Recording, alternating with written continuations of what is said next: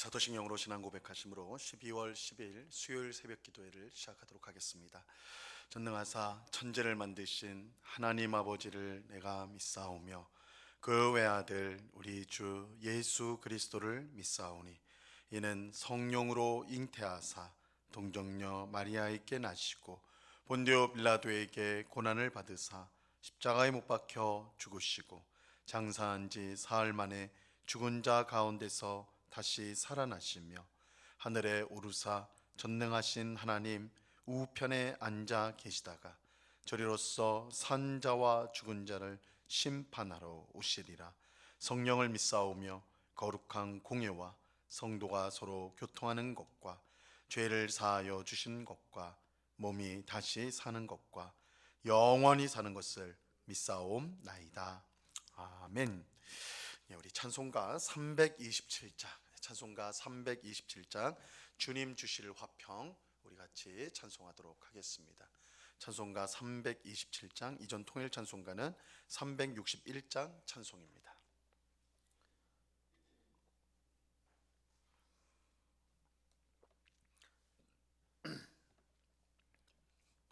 찬송가 327장을 같이 찬송하도록 하겠습니다. 주님 주실 화평 믿음 얻기 위해 너는 정성껏 기도했나. 주의 제단 앞에 모두 바치기 전 복을 받을 줄 생각 마라. 주의 제단에 산제사 드린 후에 주의 맘을 주장하니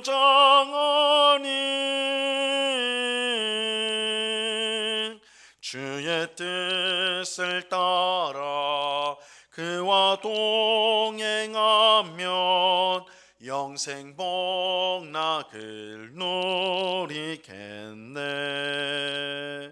주의 밝은 빛에 항상 활동하며 선한 사업을 힘쓰겠나. 자유 얻으려면 주의 뜻을 따라 너의 모든 것 희생하라.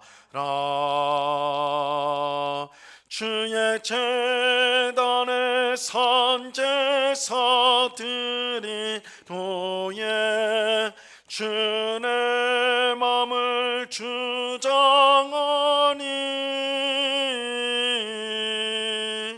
주의 뜻을 따라 그와 동행하면 영생 복락을 누리겠네. 주의 제단 앞에 모두 바친 후에 주와 온전히 사귀겠네. 주님 주신 기쁨 또한 그의 사랑 어찌 말로 다 형용하랴.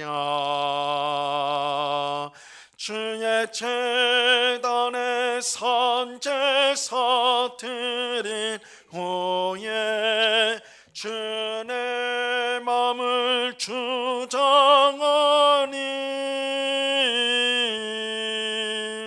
주의 뜻을 따라 그와 동행하면 영생 복락을 누리겠네. 아멘. 같이 기도하겠습니다. 참 좋으신 아버지 하나님, 감사합니다. 오늘도 저희들을 단잠에서 깨워주시고 우리의 발걸음을 기도의 자리로 인도하여 주시니 감사합니다. 이 시간 우리와 함께 하신 주님께 감사하며 찬송하며 우리의 모든 염려와 근심을 내려놓고 오직 감사함으로 기도하여 하나님이 주시는 풍성한 은혜와 복을 누리는 저희 모두가 되게 하여 주시옵소서. 아버지 하나님, 우리의 삶 가운데 있는 하나님을 기쁘시게 하지 못하는 모든 일들을 버리게 하옵시고 정말 주님을 기쁘시게 하는 일로 우리의 삶을 채우게 하여 주옵소서. 그러나 주님, 저희는 능력이 없고 연약하고 죄의 유혹에 넘어지기가 쉬운 자들이오니 저희들을 불쌍히 여겨주시고 우리에게 주신 성령 하나님께서 우리의 마음을 온전히 다스려 주셔서 언제나 하나님이 기뻐하시는 선택, 하나님이 원하시는 삶을 살아갈 수 있도록 우리를 다스려 주시옵소서. 우리의 평생의 소원이 하나님을 기쁘시게 하고 또한 이웃을 유익하게 하는 하나님을 영화롭게 하는 그런 삶을 살아가는 저희 모두 되게 하여 주시옵소서. 이 시간 주의 말씀을 듣고자 합니다. 성령 하나님께서 밝히 조명하여 주셔서 말씀의 뜻을 잘 깨닫게 하시고 오늘도 이 말씀을 우리의 삶의 기준으로 삼고 말씀이 비추는 빛 가운데 행하는 주의 백성들이 다 되도록 은혜로 함께해 주옵소서. 언제나 우리와 함께 하신 주님께 감사와 찬송을 올려드리며 예수 그리스도의 이름으로 기도드리옵나이다. 아멘. 우리 하나님 말씀을 다 같이 보도록 하겠습니다. 구약성경 레위기 5장 14절에서 19절까지의 말씀을 우리가 다 같이 보도록 하겠습니다. 레위기 5장 14절에서 19절까지의 말씀입니다.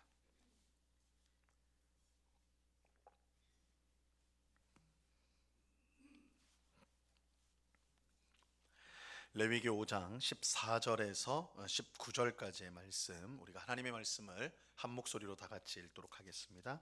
같이 읽습니다. 시작. 여호와께서 모세에게 말씀하여 이르시되 누구든지 여호와의 성물에 대하여 부지 중에 범죄하였으면 여호와께 속건제를 드리되 내가 지정한 가치를 따라 성소의 몇 세겔 은에 상당한 흠없는 순양을 양떼 중에서 끌어다가 속건제로 드려서 성물에 대한 잘못을 보상하되 그것의 5분의 1을 더하여 제사장에게 줄 것이요 제사장은 그 속건제의 순양으로 그를 위하여 속죄한즉 그가 사함을 받으리라. 만일 누구든지 여호와의 계명 중 하나를 부지 중에 범하여도 허물이라 벌을 당할 것이니 그는 내가 지정한 가치대로 양떼 중 흠없는 순양을 속건 제물로 제사장에게로 가져갈 것이요 제사장은 그가 부지 중에 범죄한 허물을 위하여 속죄한즉 그가 사함을 받으리라. 이는 속건제니 그가 여호와 앞에 참으로 잘못을 저질렀음이니라. 아멘. 오늘 본문은 하나님께서 이스라엘 백성에게 주신 5대 제사 가운데 마지막 제사인 이 속건제에 대한 내용입니다. 이 속건제는 그 뜻이 죄에 대한 배상, 죄에 대한 배상입니다. 즉 속건제는 피해를 입은 것에 대한 배상이 그 핵심에 있습니다. 이 속건제를 드려야 할 경우는 크게 두 부분으로 나뉘어지는데요. 첫 번째는 이제 여호와의 성물에 하나님의 성물에 죄를 지었을 경우 이때 이제 속건제를 드려야 했습니다. 또 두 번째는 이웃의 물건에 대해서 죄를 범했을 경우 속건제를 드려야 됐어요. 먼저 여호와의 성물에 죄를 지었을 때 드리는 속건제에 대해서 함께 보도록 하겠습니다. 15절과 16절 말씀 보세요. 누구든지 여호와의 성물에 대하여 부지 중에 범죄하였으면 여호와께 속건제를 드리되 내가 지정한 가치를 따라 성소의 세겔로 몇 세겔 은에 상당한 흠없는 순양을 양떼 중에서 끌어다가 속건제로 드려서 성물에 대한 잘못을 보상하되 그것의 5분의 1을 더하여 제사장에게 줄 것이요 제사장은 그 속건제의 순양으로 그를 위하여 속죄한즉 그가 사함을 받으리라. 여호와의 성물에 대해 모르고 범죄를 저질렀을 때 반드시 속건제를 드려서 죄 사함을 받아야 했습니다. 이 여호와의 성물이란 성소에 있는 물건들을 뜻하고 또 제사로 드린 고기나 곡식 등을 포함하는 것입니다. 이러한 것들을 알지 못하고 취하였거나 혹은 훼손했을 경우에 속건제를 드려야 했습니다. 이때 흠없는 순양을 속건제를 위한 제물로 드려야 했는데 여기에 더하여 훼손된 성물에 대해 5분의 1을 더하여 배상해야 했습니다. 이처럼 배상의 책임을 지는 것이 속건제입니다. 우리 성경에는 보상이라고 되어 있는데 사실은 정확하게 말하면 배상으로 해야 돼요. 보상은 정당한 행위에 대해서 손해가 발생했을 때, 법적으로는 문제가 없는데 손해가 발생했을 때 우리는 이제 보상을 하는 것이고, 그러나 이 속건제 같은 경우는 하나님의 성물을 불법적으로 그것을 취하거나 훼손했을 때이기 때문에 우리가 배상이라고 그렇게 말하는 것이 정확합니다. 그런데 만약 일부러 여호와의 성물을 취하거나 또한 훼손하면 어떻게 되는 것일까요? 이 경우는 그 죄가 매우 엄중하여서 아주 심각한 심판을 받게 됩니다. 제사장 엘리의 두 아들 홈니와 비느하스는 여호와의 성물을 함부로 취한 죄로 인해서 이 전쟁터에서 죽게 되는 심판을 당하게 되지요. 또 하나님의 언약궤를 수레에 싣고 가던 중 이 수레를 끌던 소가 날뛰어서 언약궤가 수레에서 떨어지려고 할 때 웃사라는 사람이 언약궤를 붙드는 일이 있었습니다. 이때 웃사는 즉시 죽임을 당하게 되었는데 지극히 거룩한 언약궤를 함부로 만졌기 때문입니다. 이처럼 하나님의 성물을 함부로 다루거나 훼손하는 경우에 엄중한 심판이 따랐습니다. 다만 알지 못하고 성물의 죄를 지었을 경우에는 이 속건제를 통해서 용서를 받을 수가 있었습니다. 한편 여호와의 계명 중 하나를 부지 중에 범하여도 이 속건제를 드려야 되는데요. 근데 이 경우 대부분의 학자들은 여호와의 계명 중 하나를 어겼다고 할 때 이 계명이 성물에 관한 계명으로 그렇게 봅니다. 그렇지 않으면 이 속죄제를 드리는 경우와 똑같아지기 때문에 이제 구분할 필요가 있어서 여기서 여호와의 계명을 어겼을 때 속건제를 드려야 된다라는 이 계명은 여호와의 성물에 관한 계명이다 이렇게 생각할 수가 있습니다. 이 성물에 관한 계명을 알지 못하고 어겼을 경우 반드시 속건제를 드려 죄 사함을 받아야 했습니다. 둘째로 이웃의 물건에 죄를 범하였을 때 속건제를 드려야 됐어요. 오늘 우리가 읽지는 않았지만 6장 1절부터 7절 말씀이 이 내용을 다루고 있습니다. 우리 6장 2절과 3절을 보시기 바랍니다. 누구든지 여호와께 신실하지 못하여 범죄하되 곧 이웃이 맡긴 물건이나 전당물을 속이거나 도둑질하거나 착취하고도 사실을 부인하거나 남의 이런 물건을 줍고도 사실을 부인하여 거짓 맹세하는 등 사람이 이 모든 일 중에 하나라도 행하여 범죄하면, 이웃을 속여서 물건을 빼앗거나 혹은 도둑질하거나 강제로 빼앗거나 남이 잃은 물건을 줍고도 사실을 부인하고 또 하나님께 거짓 맹세를 하여 남의 물건을 소유하는 경우 반드시 속건제를 드려서 죄 사함을 받아야 했습니다. 우리는 2절에 나오는 대로 이웃의 물건을 빼앗는 일이 여호와께 신실하지 못하여 범죄한 것이라고 말씀하는 것을 주목할 필요가 있습니다. 이 사람에 대한 범죄는 그저 사람에게 잘못한 것으로 그치는 것이 아닙니다. 하나님께도 잘못을 범한 것이 됩니다. 이 사람과의 관계는 하나님과의 관계와 긴밀히 연결이 되어 있습니다. 우리는 이러한 사실을 예수님의 말씀을 통해서도 우리가 확인할 수가 있는데요. 마태복음 5장 23절과 24절에 보면 이렇게 말씀을 하세요. 그러므로 예물을 제단에 드리려다가 거기서 내 형제에게 원망 들을 만한 일이 있는 것이 생각나거든 예물을 제단 앞에 두고 먼저 가서 형제와 화목하고 그 후에 와서 예물을 드리라. 예수님은 하나님께 제사를 드리려고 할 때 이웃과 싸우고 화해하지 않은 일이 생각나면 제사하는 일을 멈추고 먼저 이웃에게 가서 화해한 다음에 와서 제사를 드려야 된다 이렇게 말씀을 하세요. 우리는 이웃과 화해하는 일보다 하나님께 제사하는 일이 더 중요하다고 생각하는데 예수님은 그렇지 않다라고 지금 말씀하는 거예요. 이처럼 하나님과의 관계는 사람과의 관계와 아주 밀접하게 연결이 되어 있습니다. 그러므로 하나님께만 잘한다고 신앙생활을 잘하는 것이 아닙니다. 성경이 말씀하는 올바른 신앙생활은 하나님께뿐만 아니라 이웃과 사람과도 바른 관계를 맺어야 합니다. 이런 점에서 레위기는 사람에게 행한 범죄가 곧 여호와께 신실하지 못하여 지은 범죄라고 그렇게 말씀합니다. 특별히 이웃의 물건을 속여서 빼앗거나 도둑질하거나 강제로 빼앗을 경우, 또 남의 것을 주워놓고도 마치 자기 것처럼 거짓 증거하는 경우 이 속건제를 하나님께 드려야 했습니다.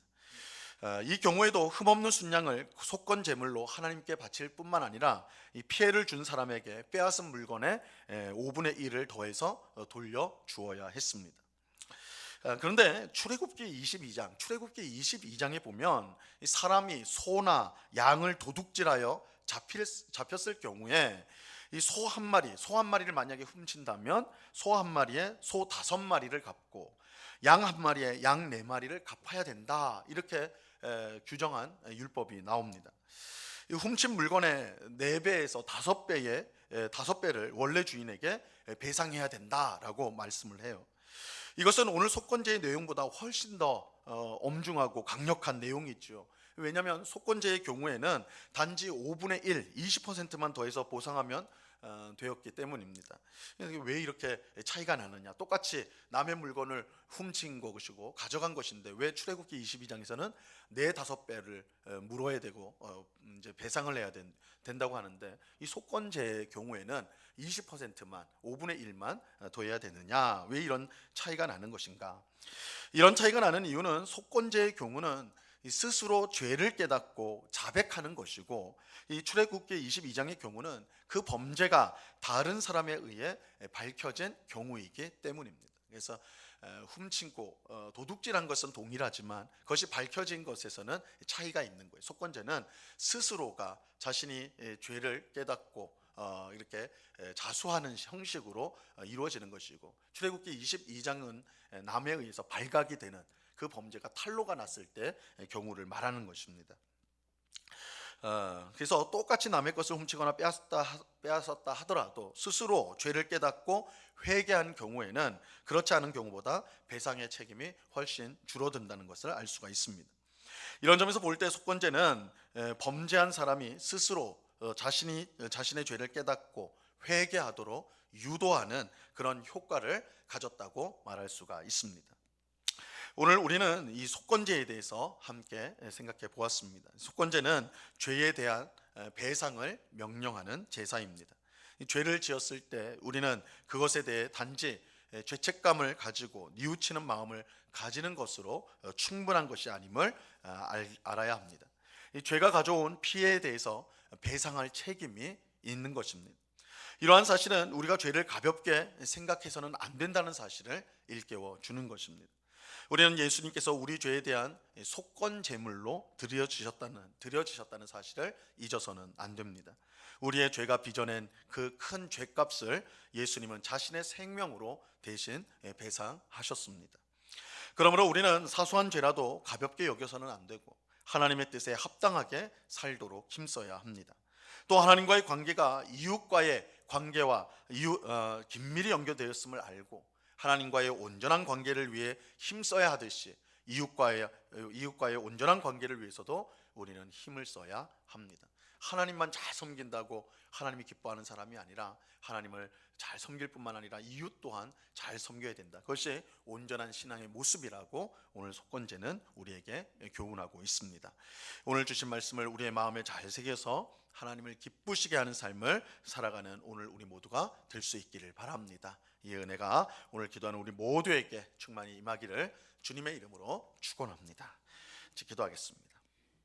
하나님 아버지, 감사합니다. 오늘 함께 속건제에 대해서 살펴보았습니다. 주님, 우리가 남의 것을, 이웃의 것을 빼앗거나 도둑질하거나 훼손하는 경우, 또한 하나님의 물건을 그렇게 하는 경우, 훼손하는 경우, 이 모든 것이 죄가 되어서 하나님 앞에 속건제로 죄 사함을 받아야 했습니다. 주님, 이것은 우리가 짓는 죄가 우리가 일부러 짓는 것이 아님에도 불구하고 그 죄가 엄중하다는 사실을 우리에게 교훈해 줍니다. 배상의 책임이 있다는 사실을 또한 우리에게 알려줍니다. 아버지 하나님, 우리가 이러한 사실을 꼭 깨닫고 사소한 죄라도 그것을 가볍게 여기는 것이 아니라 더욱더 멀리하도록 이 죄의 무거움을 알고 죄를 멀리하고 하나님의 뜻대로 행하는 일에 힘쓰고 집중하는 주의 백성들이 다 되게 하여 주시옵소서. 또한 속건제를 통하여 하나님과의 관계뿐만 아니라 이웃과의 관계도 우리 성도에게 얼마나 중요한 것인지 우리에게 분명하게 말씀해 주십니다. 하나님을 사랑하고 이웃을 내 몸같이 사랑하는 것이 하나님의 뜻입니다. 아버지 하나님, 우리가 이웃과의 관계, 가장 가까운 이웃인 가족과의 관계로 시작하여서 우리가 사회에서 또한 일터에서 또 교회에서 가지는 모든 관계, 이웃과의 관계가 하나님 보시기에 아름답도록 우리가 서로 사랑하고 또한 용서하고 품어주고 격려하는 그런 아름다운 관계를 가질 수 있도록 우리를 인도하여 주시옵소서. 해서 하나님을 기쁘시게 한 삶을 날마다 살아가는 모든 주의 백성들이 다 되도록 주님 함께 주시옵소서. 오늘도 귀하고 복된 날을 주시니 감사합니다. 오늘 하루를 살아가면서 더욱더 하나님 사랑하는 저희들 되게 하시고 이웃을 내 몸과 같이 사랑하는 저희들 될 수 있도록 저희들을 사용해 주시옵소서. 오늘 밤에는 수요 성경 공부로 함께 모여서 또한 주의 말씀을 배웁니다. 하나님의 말씀을 배우고 묵상하고 또한 읽고 이런 모든 것들이 하나님 말씀을 가까이 하는 것이 우리에게 참으로 복이요 우리의 능력임을 깨닫고 항상 하나님 말씀 중심으로 살아가는 주의 백성들이 다 되도록 주장해 주시옵소서. 이 시간 여러 가지 기도의 제목들로 기도하는 주의 백성들 한 사람 한 사람 붙들어 주시고 우리의 기도에 귀를 기울이시고 하나님 귀한 응답을 주심을 우리가 확신하면서 귀한 응답을 받는 복된 이 시간이 되도록 역사해 주옵소서. 언제나 우리와 함께 하신 주님께 감사와 찬송을 올려드리며 예수 그리스도 이름으로 기도드리옵나이다. 아멘. 하늘에 계신 우리 아버지여, 이름이 거룩히 여김을 받으시오며 나라가 임하옵시며 뜻이 하늘에서 이룬 것 같이 땅에서도 이루어지이다.